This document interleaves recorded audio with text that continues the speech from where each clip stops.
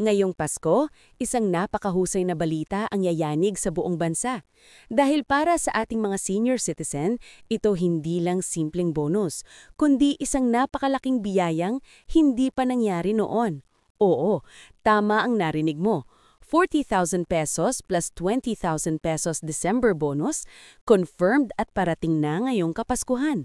Ngayong taon, muling naghatid ng napakalaking sorpresa ang gobyerno para sa ating mga senior citizens. Isang hakbang na hindi lamang nagbibigay ng tulong pinansyal, kundi nagpapatunay ng tunay na pagpapahalaga sa kanila. Sa dami ng pagtaas ng presyo, sa hirap ng bilihin, at sa patuloy na pag-akyat ng gastusin sa araw-araw, ang panibagong anunsyong ito ay nagsilbing ilaw na nagbigay ng panibagong pag-asa sa mga matatanda natin na patuloy na lumalaban sa buhay. At ano nga ba itong napakalaking balita? Simple pero napakalaki ang epekto. Isang 40,000 pesos na year-end financial support plus karagdagang 20,000 pesos December bonus na kabuuang 60,000 pesos. Oo, 60,000 pesos na tulong na matatanggap ng bawat kwalipikadong senior. Hindi ito pangako, hindi ito tsismis. Ito ay opisyal at kinumpirma. Pero paano nga ba nabuo ang desisyon nito? Ayon sa mga opisyal, isa itong tugon sa mga hinaing at pangangailangan ng ating seniors. Sa pag-aaral na isinagawa nitong mga nakaraang buwan, lumabas na karamihan sa ating lolo't lola ay hirap pantayan ang taas ng presyo ng pagkain, gamot, kuryente at iba pang pangunahing pangangailangan.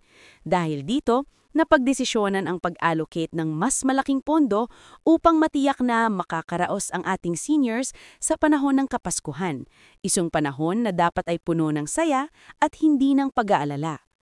Ayon pa sa ulat, ang 40,000 pesos ay magsisilbing year-end support na tutulong para mabawasan ang gastusin sa pagkain, gamot at iba pang pang-araw-araw na pangangailangan. Samantala, ang 20,000 pesos December bonus ay nakalaan talaga para magbigay kulay sa Pasko ng ating mga seniors, para may panghanda sila sa Noche Buena, may pangregalo sa kanilang mga apo at may dagdag na budget para sa mga kinakailangang gamot ngayong malamig ang panahon.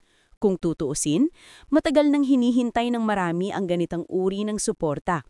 Sa dami ng pagtaas ng bilihin nitong taon, maraming seniors ang halos wala nang naitatabi para sa mga espesyal na okasyon.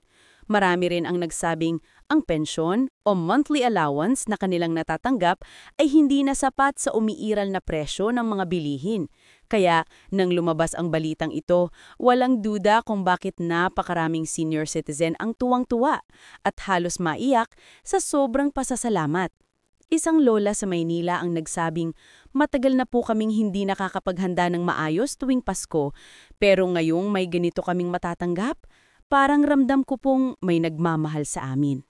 Sa probinsya naman, may isang lolo na nagsabing, pambili ko po ito sana ng maintenance ko, pero magkakaroon pala ako ng panghanda. Salamat po talaga. Hindi lang mga seniors ang natuwa, kahit mga pamilya nila ay nakahinga ng maluwag. Sa totoo lang, karambihan sa mga anak at apo ay tumutulong sa gastos ng kanilang matatandang magulang. Kaya ang bonus na ito ay hindi lang para sa mga seniors, kundi malaking tulong din ito para mabawasan ang gastusin ng buong pamilya. At kung pag-uusapan ng timing, sakto, sapagkat palapit na ang Pasko, ang panahon kung saan lahat ay umaasang magiging espesyal, masaya at maliang ang pakiramdam. Gusto ng gobyernong masiguro na walang senior citizen ang magkukulang ngayong Kapaskuhan at na sila ay tunay na mararamdaman ang diwa ng pagbibigay at pagmamahal. Isa rin itong sagot sa panawagan ng iba't ibang grupo na matagal nang humihingi ng mas malaking ayuda sa seniors. Matagal na nilang sinasabing ang ekonomikong sitwasyon ay hindi na naaayon sa lumang halaga ng pensyon.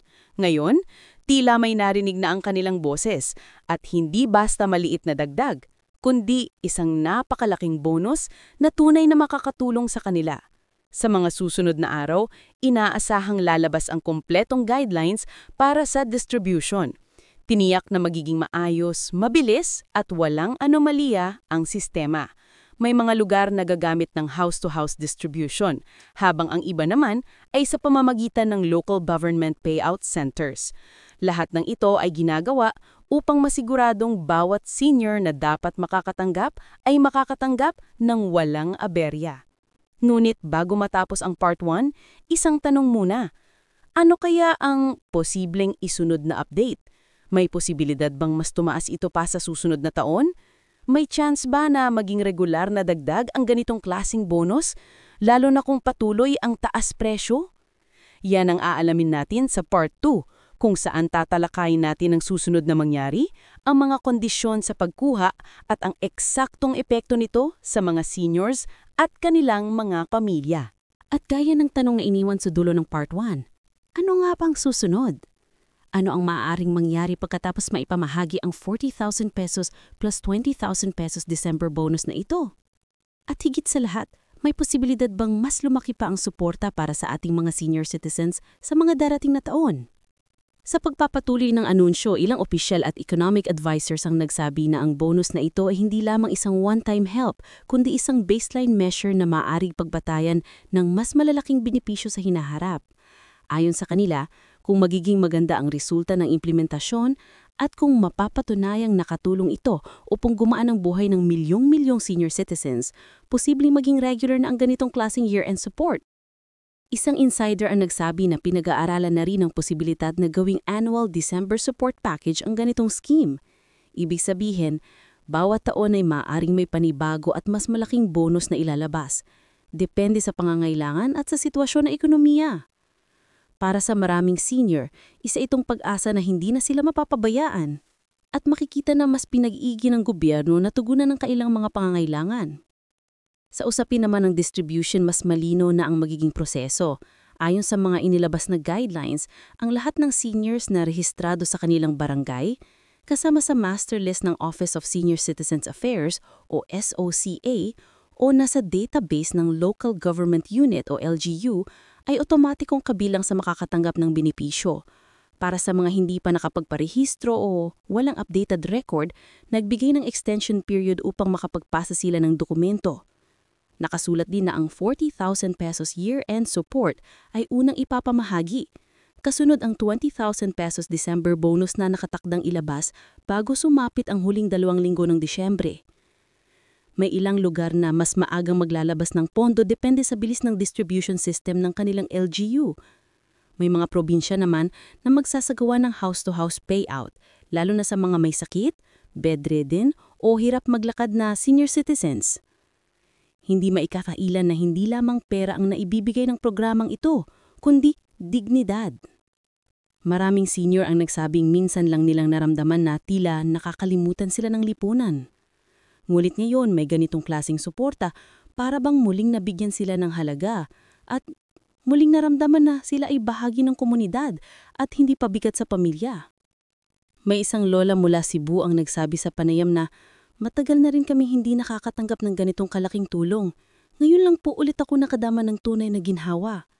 Sa Davao naman isang lolo ang nagbahagi na hindi ko akalaing aabot ako sa panahon na may ganitong kabutihan. Para bang may nangyayaring himala ngayong Pasko. Habang lumalapit ang araw ng distribution, ramdam sa buong bansa ang excitement. Makikita sa mga barangay hall, senior centers at social media ang kagalakan ng mga pamilya. Marami ang nagpapasalamat, marami ang nagsasabing tamang-tama ito para sa Pasko dahil hindi na sila mangungutang para makapaghanda at hindi na rin sila mamumroblema sa gastos para sa gamot at pagkain. Sa kabilang banda, may mga eksperto ring nagsabi na ang ganitong uri ng bonus ay may positibong epekto hindi lamang sa mga seniors kundi pati sa lokal na ekonomiya. Kapag may pambili ang tao, tataas ang sales ng mga tindahan, palengke at mga serbisyo. Masigla ang ekonomiya, mas maraming perang umiikot at mas maraming negosyo ang makakakinabang. Itong dahilan kung bakit sinasabi ng iba na ang ganitong support program ay hindi gastos, kundi investment sa mas masiglang ekonomiya.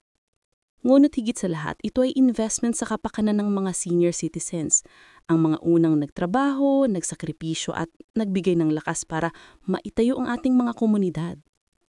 Ngayon na sila ay nasa huling bahagi ng kanilang buhay, nararapat lamang na mabigyan sila ng ginhawa at suporta na matagal na nilang inaasam. Ngayong Pasko, hindi lamang pera ang matatanggap ng ating mga lolo at lola, kundi panibagong pag-asa, yakap ng suporta, at mensahe na hindi sila nakakalimutan. Ang 40,000 pesos plus 20,000 pesos December bonus na ito ay hindi lamang numero, hindi lamang halaga. Ito ay simbolo ng pagmamahal, pagrespeto, at pagpapahalaga ng bansa sa kanila. Sa bawat senior citizen na matagal nang naghintay ng hinhawa, sa bawat lolo at lola na minsang natakot na baka lumipas ang Pasko na walang panghanda, sa bawat pamilyang hirap mag-budget, ngayong taon may liwanag, may ginhawa, may biyaya. At higit sa lahat, may dahilan para muling ngumiti, muling magsaya, at muling maramdaman ang diwa ng Pasko. Dahil ngayong Kapaskuhan, ang biyayang matagal nilang hiniling ay sa wakas darating na.